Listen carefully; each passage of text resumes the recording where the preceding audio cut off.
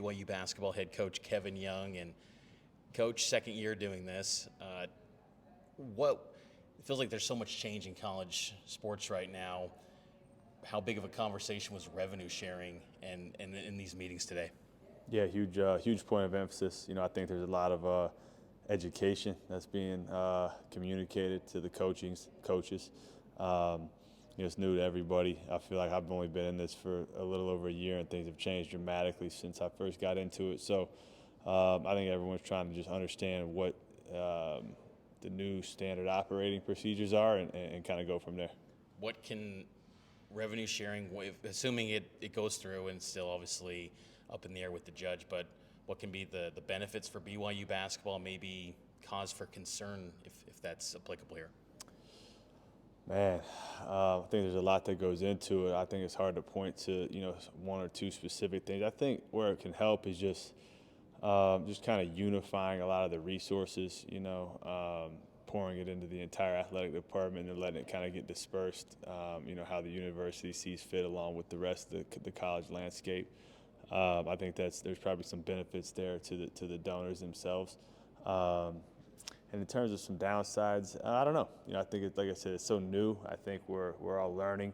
That's probably the downside, honestly, having to learn just an entire new operating system, so to speak. How to operate in a cap, which for me is obviously something I'm used to. But in this area of basketball and sport in general, I think that'll probably be the most challenging part.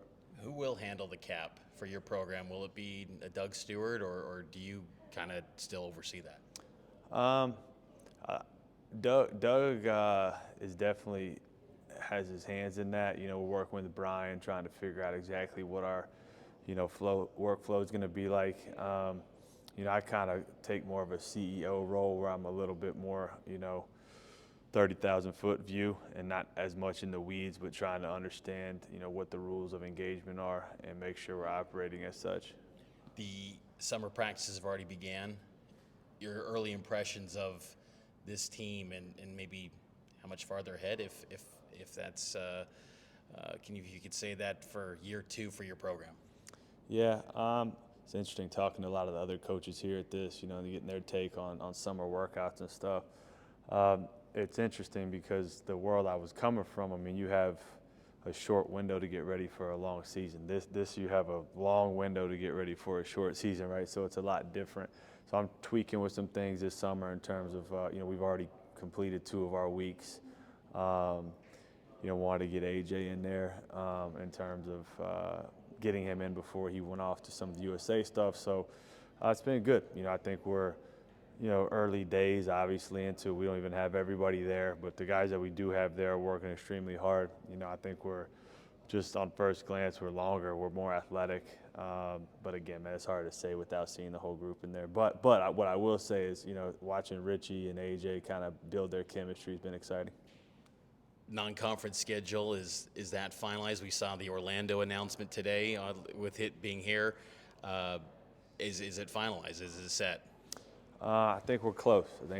We're not fully set yet, but we're getting there. I think the fans will be excited about what's to come.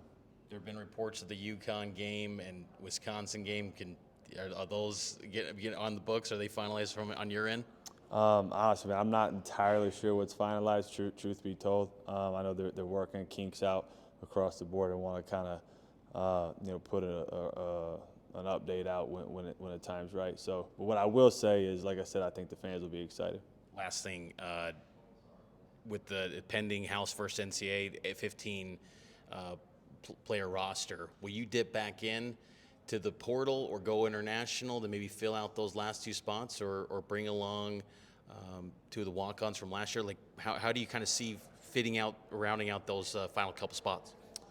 Yeah, a lot of different options. We always keep an eye on the international market. There's some guys that we've targeted there. We'll see if we can work out some things with maybe some guys in that space. Bringing some guys back from last year's on the table as well. Portal's kind of, we feel like we got what we needed to out of the portal, so that's kind of where our heads are at.